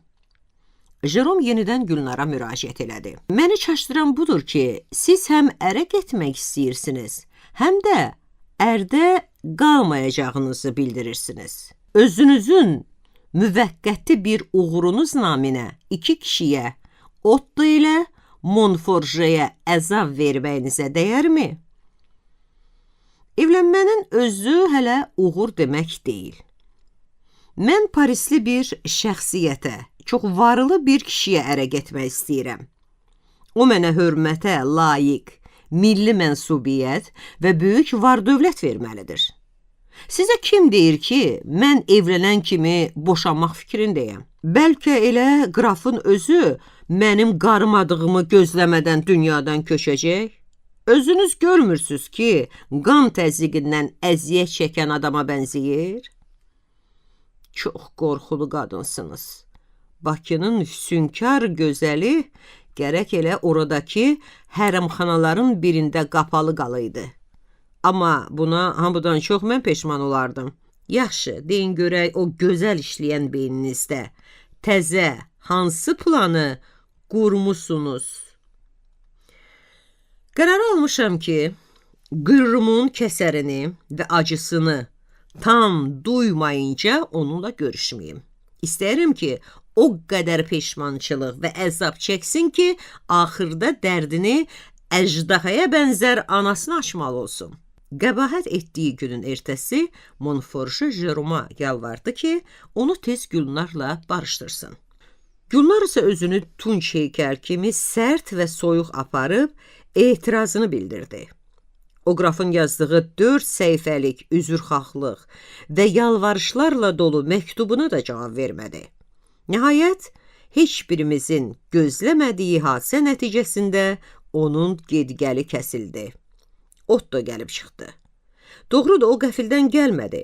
Bir gün əvvəldən telegram vurmuşdu. Qəfildən gəlmək onun özünə də sərf etmirdi. Ailə həyatının bərpa olunması Gülnarın ürəyindən idi. İndi o ərli, hörmətli, öz ailəsi ilə məşğul olan, ərinin sevib hörmət etdiyi bir xanıma dönmüşdü. Onunla eşqbazlıq etməyə çalışmış, hiləgər kişi isə qəm-qüssə içində Saint-Dominique küçəsindəki evinə çəkilib xoşlamadığı anası ilə baş-başa qalmışdı. Ottonun gəlişindən Jerom vasitəsilə xəbər tutmuş qraf düz bir ay Otto qaydana dək gözə görünmədi. Biz Ottonu arıqlamış, melanxolik bir vəziyyətdə gördük və elə bil dərdi üzündən oxunurdu. İndi məndə ona qarşı daha dərin bir rəğbət oyanmışdı. Hiss edirdim ki, o Gülnara alovlu eşqdən əlavə həqiqətən hörmət də bəsləyir. O doğrudan da Gülnara yaxşılıq etmək istəyir. Ona xoşbəxtlik diləyirdi. Gülnar indiyə qədər belə xeyirxah adama rast gəlməmişdi. O öz xeyirxahlığını işdə də sübuta yetirirdi. Parisə axırıncı səfəri vaxtı bankda Gülnarın adına böyük məbləğdə pul qoymuşdu. Otto Gülnarın gələcəyinin qeydinə qalır, özünün qocaldığını, taleyinin naməlumluğunu duyur, qüssəsini güc-bəla gizlədirdi. Otto mənim gözümdə xeyirxahlıq nümunəsinə çevrilmişdi. Gülnarın iki kişinin taleyi ilə oynadığı vaxt mən nə edirdim? Mühüm bir işim yox idi. Əvvəlki kimi Grando ilə soyuq görüşləri davam etdirir və Vandom meydanındakı ateliyedə işləyirdim. Yaxşı cəhət bu idi ki, indi buradakı bütün qızlar kimi mənim də məşuqum vardı və daha məni maymaq saymırdılar. Bu şad xəbəri eşidən kimi Mari demişdi: "Axır ki ağlım başına gəldi." Əslində onun özü artıq kişilərdən bezmişdi. Ona görə də məşuqları lap tez-tez dəyişirdi. Bizim bu sərbəst cəmiyyətdə Marinin işrət sahəsindəki bacarığı ən uydurmaçı yazıçının belə təsəvvürünə gəlməzdi. Əgər o öz bacarığını başqa səmərəli bir işə sərf etmiş olsaydı, çox böyük uğurlar qazanardı. Marinin danışıq qabiliyyəti də yaxşı idi və seksin ən xırda ustalıqlarını da məharətlə nəql edirdi. Elə buna görə də madamı hirsləndirmək üçün tez-tez belə söhbətlər salır, o isə acıqla qışqırırdı: "Bəsdir, belə murdar söhbətlər eşitmək istəmirəm. Əgər bir də danışsan, gedib sahibə şikayət edəcəyəm." Oh, işə bax, xoşun gəlmir? Çıx özünü havaya ver. Özü vaxtı ilə hər gün bir məşuq tapıb, indi adını təmizə çıxarır. Mənim cəmisi 18 məşuqum olub, deyə madam təmkinlə cavab verdi. Hər sahədə səliqə sahman xoşladığı üçün o ən qarışıq məsələdə, məşuq məsələsində də səliqəli imiş və sayı da unutmamışdı. Mari ondan soruşdu: "Yaxşı, de görək bizim nə barədə söhbət etməmizi istəyirsən? Bəlkə ingilis toxuculuğu, yaxud gülçülük barəsində söhbət edək. Bunlar yaxşı şeylərdir. Bəzən kişilər vasitəsilə onlardan həzz alırıq, amma söhbət mövzusu deyirlər. Yaxşı balaca, sizin o hakimlə necə işrətlə məşğul olmağınızdan danış görək." Madamın yalançı utancaqlığına ortaq olmamaq üçün Grando haqqında məlumatları bir növ açıq-saçıq danışdım. Görüşlərimizin yeknəsəkliyindən, bu görüşləri kəsmək istəyimdən, ona qarşı soyuq və sərt münasibətimdən də danışdım. Madam təmkinli səslə məsləhət verdi: "Kişilərlə mülayim olmaq lazımdır. Bu qadının əsas vəzifəsidir." Mari güldü. Lucy də ona qoşuldu. Mən susub durdum. Madam hirsini boğub daha bir söz demədi.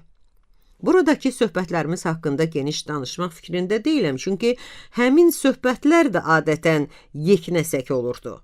Yalnız Marinin məzəli sözləri biraz canlanma gətirirdi. Grandoya öyrəşəndən sonra Orleana tək gedirdim. Şənbə günləri axşam qatara minib Orlean vağzalına gəlirdim. Burada isə məni ya Grandonun özü, ya da ona həm sürücü, həm xidmətçi, həm də bağban kimi qulluq göstərən Jacques qarşılayırdı. Vağzaldan Orleana gəlib, Grandonun evi yerləşən kimsəsiz küçəyə çatan kimi darıxmağa başlayırdım. Girəcəkdə mebel lakını, otaqda isə Grandonun mənim xatirimə yandırdığı ətirli kağızın iyi duyulurdu. Bu otağın sakitliyi Kənd qəbristanlığının sükutunu xatırlatsa da, məni bir anlıq ovundururdu.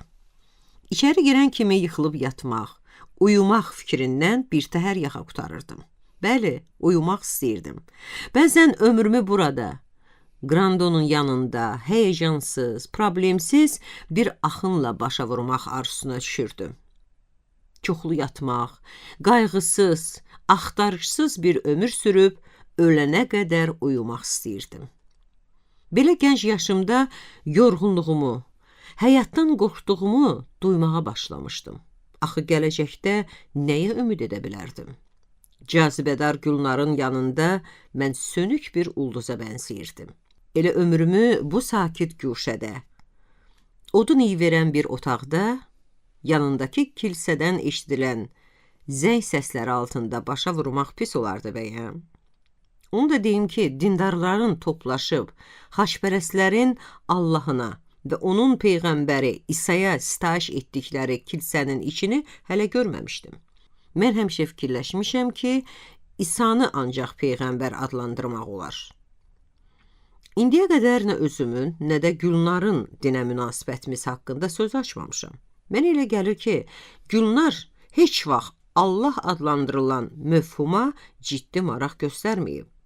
Həyatın gözəlliyi, tez-tez dəyişən, şirinləşən ömür yolu, kişilərin heyranlığı onun həyatını elə məşğul edirdi ki, dəqiq olmayan bir işlə, naməlum xülyalarla məşğul olmağa vaxtı qalmırdı.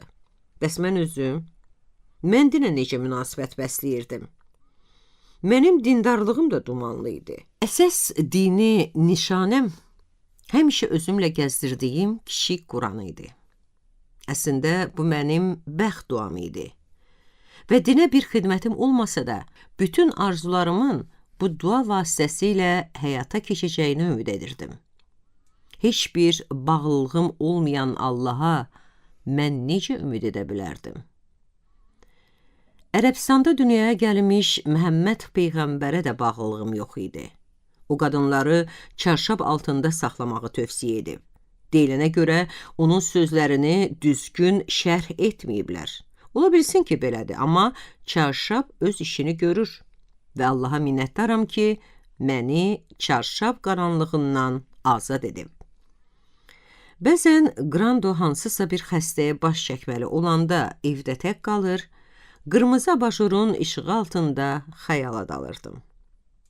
Qırmızı örtüklü, ətirsiz, səssiz çarpayıda vaxtımı keçirirdim.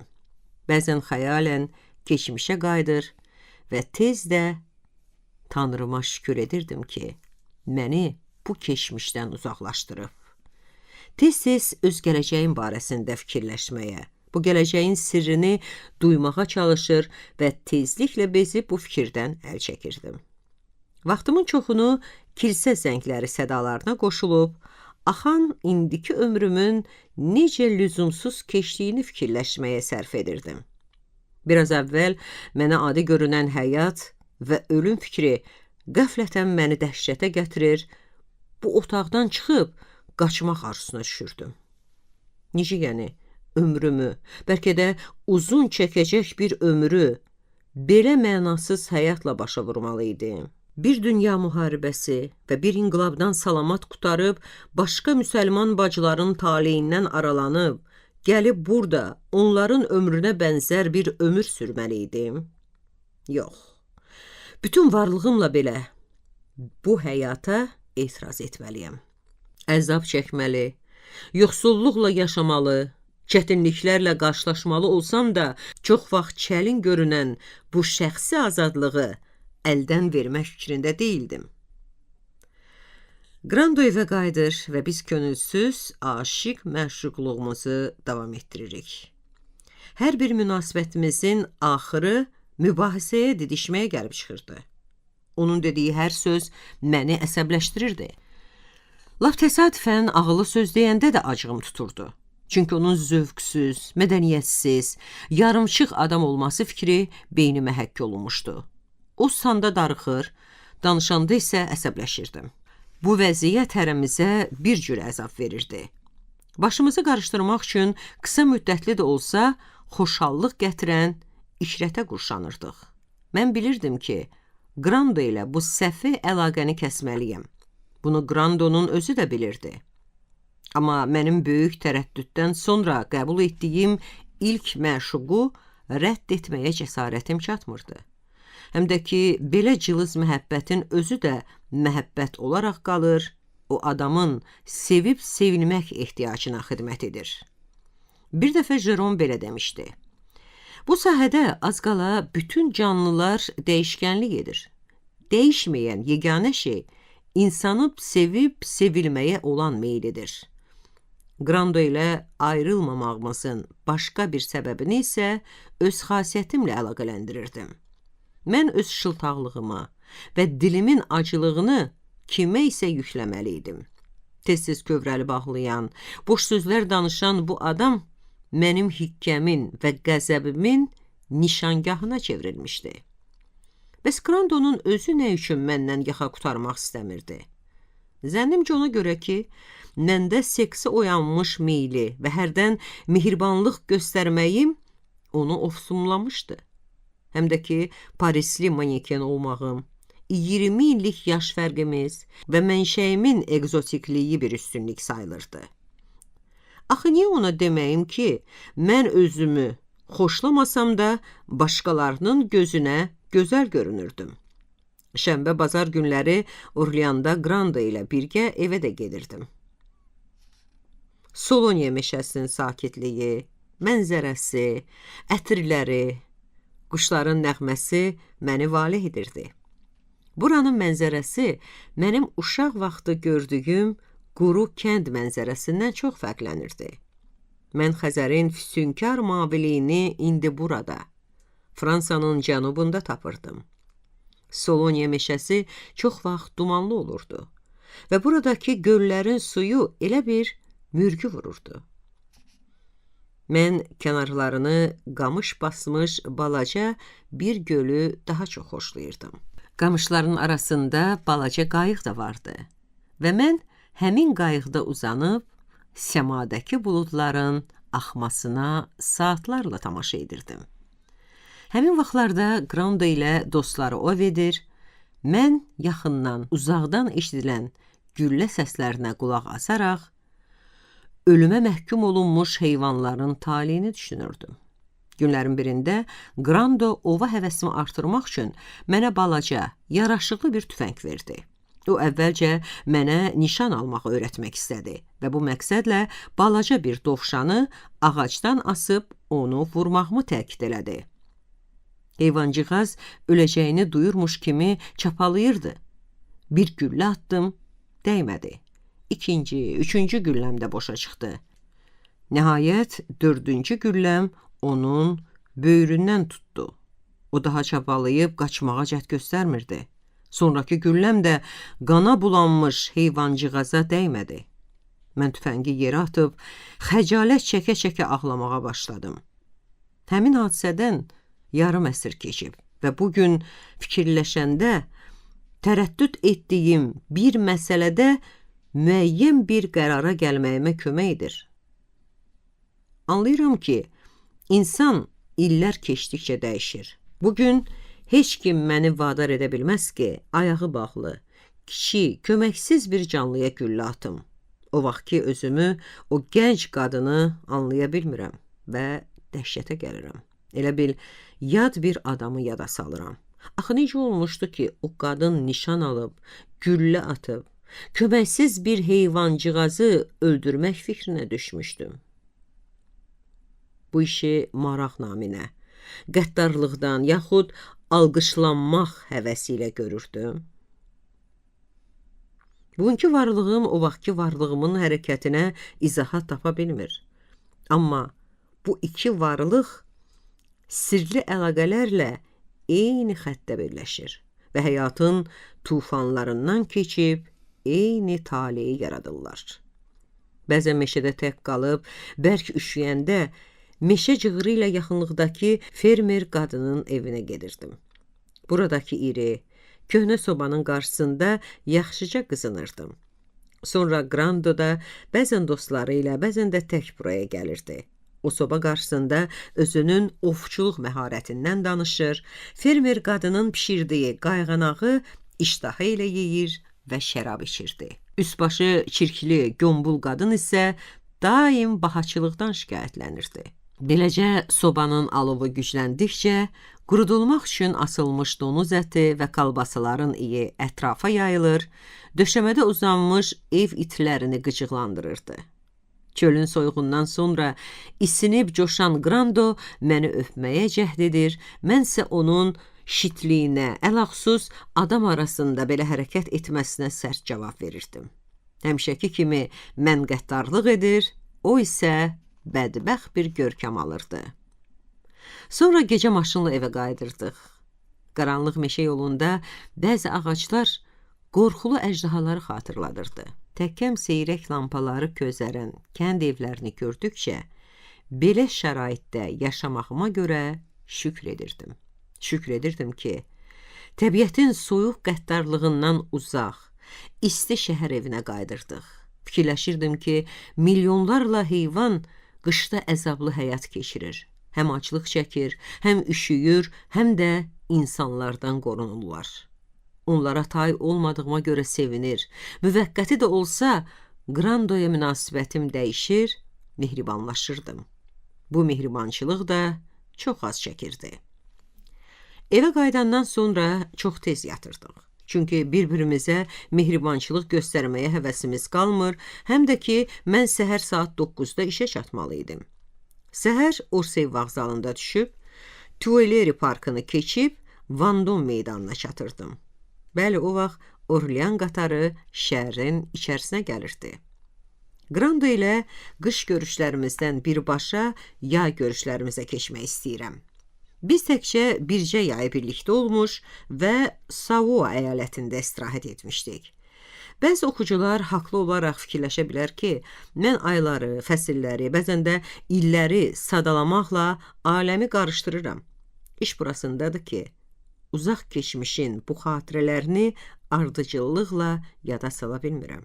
Yadıma düşən xatirələrdə gah mövzu, gah da vaxt ardıcıllığını itirirəm. Bir də onu dəqiq bilirəm ki, Qrando ilə eşqbazlığımız bir il çəkdi. Həmin ilin də 4 fəsil və hər fəslin öz xatirələri var idi. Gözəl bir iyun səhəri Orleandan çıxdıq. Səhər yeməyi vaxtı acı bir həqiqət üzə çıxdı. Mən başa düşdüm ki, pula qənaət etməliyik. Hansısa bir qəsəbə yaxud şəhərciyə çatandan sonra yeməkxanadan mehmanxanaya, oradan isə başqa bir mehmanxanaya yollandıq. Biz ucuz qiymət axtarırdıq. Qrando Michelin məlumat kitabına inanmır, mehmanxana otaqlarının qiymətlərini özü soruşur, qapılara yapışdırılmış qiymət kağızlarına baxırdı. Qrando qiymətləri öyrənib hesab apardıqca mən ona nifrətlə baxırdım. O ölçüb biçir, qiymətdə aldanmamağa çalışırdı. Əslində, özüm xəsis neftçilər ailəsində böyüdüyümə görə Qrandonun bu xəsisliyinə əhəmiyyət verməməliydim. Lakin o vaxt özümkülərin xəsisliyi məni utandırmırdı. Bəlkə ona görə ki, bu böyük ailədə qəribəliklər çox idi. Bəlkə ona görə ki, ailə üzvlərimin hamısı qəribəliklər xəstəliyinə tutulmuşdu və bu qəribəliklər onların əməllərində bir eyib kimi üzə çıxırdı. Babam, atamın atası Qafqazın ən varlı adamlarından biri idi. O xeyriyyə işlərinə böyük məbləğlər versə də, qonaqlığa xərclənən pula, yaxud oyunda uduzduğu hər manata heyfslənirdi. Ona görə də ailə üzvləri çalışırdılar ki, o oyunda uduzmasın. Nənəm, atamın anası ərzaq üçün xərclənmiş, artıq qəhviyə görə ahva edər, amma öz barmağından çıxarıb qonağa bağışladığı bahalı üzüyə heyfslənməzdi. Xalalar, əmilər, əmi uşaqları da xəsis idilər, amma hər birinin öz qəribəlikləri vardı. Hər halda indi, uzun illərdən sonra mən onları belə xatırlayıram. Zəif, ağlağan, kiçik burjua sayılan Qrandonun xəsisliyi isə cılız və gülünc bir xəsisliyi idi. Onun xəsisliyini çoxdan hiss etsəm də, adi güzaranımızda bu cəhət o qədər də nəzərə çarpmırdı. Parisdə həmişə eyni restorana gedirdik və qiymət də həmişə eyni olurdu. Orleanda da problemsiz keçinirdik. Onun qiymət araması, qənaət etməsi məni ürpəndirirdi, amma başqa cəhətlərini də xoşlamadığımdan bu eybi də onlardan fərqləndirmirdim. Onunla birlikdə ilk və son dəfə səfərə çıxdığımız günlərdə Grandonun xəsisliyini daha aydın görüb müşahidə etmək imkanını qazandım. Ucuz qiymətə rahat mehmanxana otağı tapanda necə sevindiyimi sezməmək olmurdu. Əslində o vaxt belə ucuz otaq tapmaq çətin iş deyildi. Lakin o hər dəfə hesab vərəqlərini götürəndə xeyrini hesablayır və sevinirdi. Ucuz qiymət görəndə mehmanxana sahiblərini də və bütün başqa adamlara da rəğbəti artırdı. Bir axşam Evlanda, sahildəki otağımızda ucuz və rahat oturub Jenev gölü üzərində günün batmasına tamaşa edirdik. Ətrafdakı sükut və gözəllik adama eşq və mehribanlıq təlqim edirdi. Bircə anda Grandonun eyiblərini unutdum və qəlbimdə ona dərin mehribanlıq hissi oyandı. İndiyə qədər ona haqsızlıq etdiyimə görə xəcalət çəkdim. Qəfildən özümü onun qolları arasına atıb ağlamağa başladım. Öz halıma, onun halına, şəraitin, düşdüyümüz vəziyyətin halına ağlayırdım. İnsan münasibətlərində çoxdandır belə bir ifadə işlədilir. İstədiyim yaxşılığı edə bilmirəm. Grando da ağladı. Mən də əvvəllər demişdim ki, onun göz yaşı kirpiyinin ucunda hazır olur. Xırda bir hifsiyyat, sentimental bir mənzərə, qəlbini oynadan bir söz onu ağladırdı. Həmin vəziyyətdə ondan məni sevib-sevmədiyimi soruşdum. O məni sevdiyini ən təntənəli sözlərlə bildirdi və yenidən ağlamağa başladı.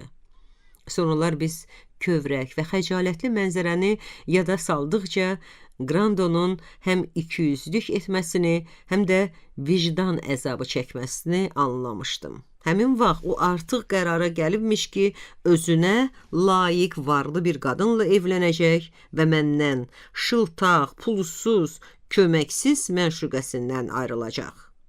Beləcə, başqa birisi ilə həyat qurmağı qərarı alandan sonra çox həzz ala bilmədiyi eşq macərasına son qoymaq istəmiş və bu məqsədlə də vida səfəri təşkil etmişdi. O ikiyüzlülük etsə də, məni hələ də özü bacardığı kimi sevirmiş. İlk görüşlərimiz vaxtı məni çox sevdiyini duymuşdum və bir dəfə mənimlə evlənmək istədiyini də demişdi. Birgə keçirdiyimiz həmin istirahət günlərindən birindən qarma-qarışıq xatirələrimin ən yadda qalanı Grandonun pula qənaət etməsi və Jenev gölü sahilində qəlbimin cuşa gəlib Grandoya mehribanlıq göstərməsidir. Bu üzücü səfərin Grando ilə əlaqələrimizin üzülməsi ilə bitməsinə sevinirəm. Mən lap əvvəldən bilirdim ki, bu yaxınlıq müvəqqətidir.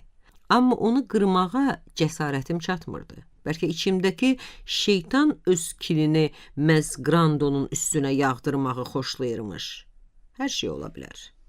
Parisə qayıtmağıma və burada Gülnarla görüşməyimə sevinirdim. Gülnarın çevikliyi, bacarığı, əl açıqlığı mənə şən ovqat gətirirdi. Grandodan ayrılandan sonra başqa bir aləmə düşürdüm. Gülnarın Monforje ilə münasibəti nə vəziyyətdə idi? Burada biraz geriyə qayıtmalıyam, çünki mən bədbəxt məşuqumla istirahətdə olduğum günlərdə əhvalat davam etmişdi. Deməli, sancaq məsələsi. Daha doğrusu, Ottonun gəliş ərəfəsində Monforjenin Gülnara gül şəkilli daş qaş bağışlamaq istəməsi əhvalatından danışmışdıq. Bu fürsətdən istifadə edən Gülnar bir müddət Otto ilə hörmətli ailə həyatını davam etdirmişdi. Bir ay bizimlə qalandan sonra Otto getməli oldu. Həmin səhər işə getməli olduğumdan Gülnarla birgə onu vağzaldan yola sala bilmədim, evdə xudahafizləşdim. Otto məni sinəsinə sıxıb xeyli saxladıqdan sonra yalvarıcı səslə demişdi. Əziz dostum, günlərdən müğayət ol. Mən ondan nigaranam. Ottodan ayrılarkən özümü günahkar sayırdım. O günlərdən nigaran idi. Hansı ümidlə yaşayırdı görəsən? Bəli, mən özümü günahkar sayırdım. Günlərin ona hazırladığı xəyanətdə mən də iştirak edirdim. Ottonun getməsindən xəbər tutan kimi Monforju Jeroma yalvardı ki, onu Gülnarla barışdırsın. Gülnar 2 həftə razılıq vermədi və gözlədi ki, qraf onun ocağa qoyduğu peşmançılıq, ümid və arzu qazanında tam bişib hazır olsun. Sonra o, Monforju ilə görüşə belə bir şərtlə razı oldu ki, görüşdə Jerom və mən də iştirak edək. Beləliklə, o istəyirdi ki, Monforju ilə münasibətini rəsmiləşdirmək üçün təntənəli bir mərasim yaratsın. Bəli, Gülnarın zəkası getdikcə güclənirdi. Monforju bizimlə görüşə 2 dəstə gül gətirmişdi. Birisini Gülnara, ikincisini isə mənə. Gül dəstələrinin çox iri olmaması sübut edirdi ki, o Gülnarla münasibətdə ölçü-biçiyə fikir verməyə qərarlaşdırıb. O hər ikimizin əlini rəsmi tərzdə, ələxsus əllərə fərq qoymadan təvazökarlıqla öpdü. Əvvəlcə boş sözlərlə söhbətə başladıq və belə söhbəti uzatmağa çalışırdıq. Ciddi söhbətin başlayacağından ehtiyat edən Jerom hər cür adi söhbət üçün mövzular tapırdı. Amma Gülnarın öz planı vardı. Söhbəti istədiyi məcraya yönəldib, qrafı cənginə keçirməli idi. Aradakı cüzü bir sükutdan istifadə edib, o yenidən Marie Antoinette döndü. Monforjenin gözlərinin içinə baxa-baxa əda ilə dedi. Cənab, qraf bu səsin sərtliyindən Luc de Rohan kimi titrədi. Kraliçanın sərt baxışları altında büzüşüb qaldı. Ola bilsin ki, mən mənzərəni şişirdirəm, amma hərəkətlərdə bir bənzəyiş vardı. Cənab, mən xoşbəxtəm ki, sizinlə bu söhbətimdə dayım qızı və Jerom da iştirak edirlər. Belə şahidlərin qarşısında sözlərim daha məsuliyyətli sayılar. Yox, uzun danışmaq fikrində deyiləm. Siz mənim subay olmadığımı bilə-bilə, mənim meşşan kişilərin bir-birinə ötürdüyü yüngül qadınlardan sandınız. O necə də məharətlə danışır, keçən əsrin təntənəli sözlərini necə də məharətlə işlədirdi. Qraf qurdalanı boğazını arıtladı, amma Gülnar ona imkan verməyib sözünə davam etdi. Bilmirəm, mənim Otto ilə münasibətlərimə siz necə baxırsınız? Amma ona xəyanət etmək fikri mənim heç ağlıma da gəlməz. Bəli, bədbəxtlikdən biz onunla rastlaşarkən Otto artıq evli idi. İndi o arvadından rəsmən ayrılmağa çalışır və bu məsələ həll olunan kimi biz evlənəcəyik. Axır ki, o biraz da olsa düz danışırdı. Özünüz yaxşı bilirsiniz ki, hörmətli cənab, Otto ilə evlənmək ərəfəsində mən ona xəyanət edə bilmərəm. Belə etsəm, siz özünüz də mənə nifrət edərdiniz və mən öz günahımı özümə bağışlaya bilməzdim. Bütün bu sözləri o çox ciddi tərzdə deyirdi. Jerom başını aşağı dikmişdi və zənnimcə o da ciddi görünmək istəyirdi. Qrafın özü isə ancaq əlinin hərəkəti ilə etirazını bildirməyə cəsarət etdi. Bu məsələnin mənəvi cəhəti. Başqa cəhət isə budur ki, özünüz fikirləşin cənab. Əgər bir qadın onu sevən, xoşbəxtlik, rahatlıq gətirən bir kişidən üz döndərib, qəti qərarı olmayan başqa bir kişiyə qoşulsa, kim ona haqq qazandırar? Deyə qraf inildəyib danışmaq istədi, amma Gülnar imkan vermədi. Nahaq əziyyət çəkməyin cənab. Nə demək istədiyinizi bilirik. Deməli, mən sizin məşuqələrdən biri olmalıydım. Ola bilsin ki, məni başqa məşuqələrinizdən çox sevib artıq hörmət edəcəksiniz. Amma məni evlənməyə layiq qadın saymayacaqdınız. Belə vəziyyətdə, hörmətli cənab, mən ikinci tərəfi, sizin kimi adlı sanlı olmasa da, məni daha çox sevən adamı seçməliyəm. Otto mənimlə evlənmək istəyir və mən onun təklifini minnətdarlıqla qəbul etmişəm. Burada o kiçik bir sükut yaratdı ki, Monforje vəziyyəti yaxşı qavrasın. Bəli, indi vəziyyətə yaxşı bələd oldunuz. Mənim fikrimi düzgün duyduğunuzu bilsəm, sevinərəm. Mən sizə ancaq öz dostluğumu təklif edə bilərəm. Vəssalam. Gülnar sözünü bitirib, təntənəli bir görkəmlə sustu. Mən sükut vaxtı duydum ki, qrafın qüssəsi bütün otağa sirayət edib. Onun düşdüyü vəziyyət, Gülnarın sərtliyi qarşısındakı acizliyi, bu gözəl qadını itirmək qorxusu qrafı çaşdırmışdı. O, deyə qurdalandı və başqa bir söz deyə bilmədi. Əslində belə bir vəziyyətdə o dost kimi qəbul olunduğuna sevinməli və razılığını bildirməli idi. Amma o dinib danışmırdı. Niyə görəsən? Mərc gələrdim ki, o qürurlu olduğundan susmuşdu. Mən hiss etməyə başlayırdım ki, qraf qürurlu görünsə də, əslində aciz bir adam idi. O bizim qarşımızda belə bir vəziyyətə düşdüyünə görə sıxılırdı. Sıxıntıdan əvvəl alnı tərlədi, sonra boynu qızardı və nəfəsi ləngidi. Qraf utancaq bir qız kimi sıxılırdı. Elə bil, bütün əsl nəcabəti və əcdadları onu bu cadugar müsəlman qızının qarşısında tək qoyub yoxa çıxmışdılar. Cadugar qız isə onu sərt baxışlarla imtihana çəkir, açdığı əməlin nəticəsini gözləyirdi. Qrafın sükutunun çox çəkəcəyini duyaraq, özü bu sükuta son qoymağı qərar aldı. Üzündə mülayim bir təbəssümlə qrafa yaxınlaşdı. Çox gözəl, deməli danışdıq. Biz mehriban dost olaraq qalırıq. O əlini Monforjeyə uzatdı və qraf bu əli acgözlüklə qamarlayıb, müqəddəs bir şey öpürmüş kimi öpdü. Zavallı kişi elə bil ağır bir əzabdan xilas oldu. O təmiz dostluq həddini aşmayacağına söz verməsə də qəbul olunurdu. Deməli, ondan üz döndərmir və gələcək görüşlərə ümid verirdilər. Deməli, hələ gələcəyə ümid qalırdı. O hələlik müqəddəs Gülnar, onun dayısı qızı və xeyirxah Jeromla söhbət edə bilərdi. Qraf yavaş-yavaş cana gəldi və şənləndi. Gözlərinə təbəssüm qondu, iri sifəti işıqlandı. Qəlbindəki qüssənin yerinə bayram şənliyi doldu. Gülnara şəxsi marağını biruzə verməmək üçün o bizim hər üçümüzü gələn 4 axşam üçün müxtəlif əyləncələrə dəvət etdi. Bir axşam restorana, sonraki axşam teatra, daha sonra operaya, 4-cü axşam isə Bill Arveydəki iqamətgahında şənliyə gedəcəkdik.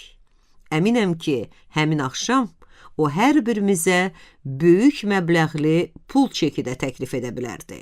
Çünki düşdüyü vəziyyətə baxmayaraq özünü gələcəyin qalibi sanırdı. Onu uğurlu və uğursuz günləri olan dərin bir məhəbbətin qəhrəmanı saymaq olardı. Amma mən fikirləşdikcə gələcəkdə Gülnarın mütləq qələbəsini və qrafın məğlubiyyətini görürdüm. Ola bilsin ki, arada çətinliklər olacaqdı. Ana ilə oğul arasında mübahisələr, əcdadın adını qorumaq üçün söhbətlər olacaqdı, amma Gülnarın qələbəsinə şübhə qalmırdı. Başqalarının uğuruna qarşı yaranan paxıllıq, heyranlıq hissi və cığallıq mənə yad deyildi. Gülnar demişdi ki, Otto onunla evlənmək üçün öz arvadını boşamaq haqqında məsələ qaldırıb. Sonra Jeromla mən ona bu barədə nə qədər sual versək də düzgün cavab ala bilmədik. Bu boşanma məsələsi məni də maraqlandırırdı. Mən Qrando ilə evlənmək üçün olmasa da sadəcə olaraq hüquqi cəhətdən azad olmaq istəyirdim. Çoxdandır ki, ərimin yalvarışlarla dolu məktublarına cavab vermirdim. O da nəhayət bezib məktub yazmırdı. Daha bizim aramızda heç bir əlaqə yox idi. Yeganə əlaqə mollanın kəsdiyi kəbin idi. Bu kəbin mənə həm yaxın, həm də uzaq görünür. Həmin kəbin hərb və sülhü oxumuş, amma İslam qaydası ilə çarşab altına salınmış 15 yaşlı bir qızla onun sevmədiyi bir kişinin kəbini idi. Həmin anda qızın fikri Andrey Balkonskinin yanında idi. Kəbinim könülsüz olsa da müvəqqəti deyildi. Mənim ayrılmağıma, millətimi dəyişməyə mane olurdu. Bu bağlılığı qırmaq üçün hansı qüvvəyə, idarəyə müraciət etməli idim? Yenə də Jeroma müraciət etməli oldum. Çünki o hər şeyi bilirdi, həyatın hər üzünə bələd idi. Üstəlik, hüquq fakültəsini bitirmişdi. İnsan həftə becərinə dönmüş Parisdə hamını tanıyırdı. Mən əmin idim ki, o mənə kömək edəcək. O xeyirxah adam idi və bir neçə vəkillə məsləhətləşəndən sonra bildirdi ki, Parisdəki bir türk hüquqşünasına müraciət olunmalıdır. Çünki yerli hüquqşünaslar bu məsələni həll edə bilməzlər. Çoxlu məsləhətləşmələrdən sonra bir gün Jerom mənimlə üz-üzə oturub söhbətə başladı. Bu söhbətin zavallı dostum sözləri ilə başlamasından hiss etdim ki, xoş xəbərlə gəlməyib. Zavallı dostum, siz bilirsiniz ki, daha doğrusu bəlkə də xəbərsizsiniz ki, fransız məhkəmələri Fransada evi olmayan xaricilərin boşanmaları haqqında qərar çıxara bilməz. Əgər ər-arvaddan biri başqa ölkədə yaşayırsa və onlardan biri başqa millətdəndirsə, vəziyyət daha da çətinləşir. Elə siz də belə bir çətin vəziyyətdəsiniz. Çünki siz əvvəl Rus təbəsi, sizin ifadənizcə desək, Rus müstəmləkəsinin vətəndaşı olmusunuz. İndi isə millətiniz məlum deyil. Həm də ki, sizin əriniz türk vətəndaşlığını qəbul edib və bu vətəndaşlıq ancaq onun özünə aiddir. Məsələni Esteri səfirliyi vasitəsilə həll etmək istəsəniz də, siz artıq Sovet adamı sayılmırsınız. Səfirliyin verdiyi bu kağıza görə, mənim ona əvvəlcədən verdiyim kağızı masanın üstünə qoyub çarəsizliklə əlini yuxarı qaldırdı. Siz özünüzü Azərbaycanlı sayırsınız. Ölkəniz hörmətə layiq olsa da onu tanıyan yoxdur. Həm də ki, siz Sovet rejimində olsa da şəriət qaydası ilə evlənmisiniz. Mənim əziz və mülayim dostum, işinizin necə qəliz olduğunu anlaya bilirsinizmi? Mən susub durmuşdum. Onun təsvir etdiyi dolambacdan baş çıxara bilmirdim. Fransız məhkəmələri bu işə qol qoymayacaqlar. Sizin millətinizin Azərbaycanlı olduğunu göstərməlisiniz və bu adı ancaq sizin mənşəniz kimi tanıya bilərlər. Siz ancaq Türkiyədə ərinizin yaşadığı yerdə boşana bilərsiniz. Çünki gözəl xanım, boşanma qanunu tələb edir ki, boşanmaq istəyənin özü məhkəmədə iştirak etsin. Türkiyəyə getmək istəmirəm, deyə qışqırdım. Narahat olma. Laf sən belə bir arzuya düşsən də, Türk hökuməti razılıq verməz. O hər cür yurtsuzluq, xüsusən Rusiya köçkünlərini qəbul etmək həvəsində deyil. Çünki kommunistlərin qarşısına düşüb qaçan 100 minlərlə qaçqının onun ərazisində törətdiyi qalmaqalı unutmayıb. Laf yaxşı, bəs indi mən nə etməliyəm? Jerom bir anlıq sustu, sonra rəğbət və mərhəmətlə üzümə baxıb dedi. Fransız məhkəmələrini məcbur etmək lazımdır ki, bu işə qol qoysunlar. Razı olmasalar necə? Bir çarə tapılar. Adam hər şeydən, lap mövcud olmayan ərdən də istifadə eləməyi bacarmalıdır. Mənim çaşqınlığımı görüb əlavə etdi. Yox, zarafat edirəm. Vəkil dostlarımın birindən xahiş edəcəyəm ki, məsələ ilə əlaqədar işə başlasın. Görək sonra nə olur? Sonra nə oldu? Belə oldu ki, min cür çətinlikdən sonra Fransa məhkəmələri könülsüz də olsa bu işə əncam çəkməyin mümkünlüyünü elan etdilər. Amma bu iş o qədər qəliz oldu ki, 7 il davam etdi. Ən məşhur hüquqşünas və jurnalistlərin də marağına səbəb oldu. Bütün bu çətinliklərdən sonra mən öz azadlığımı, tam azadlığımı qazana bildim. Çox keçməmiş yenidən ərə getdim. Bir neçə il sonra isə yenidən boşanmalı oldum. Beləcə həyat təzələnə-təzələnə davam edir.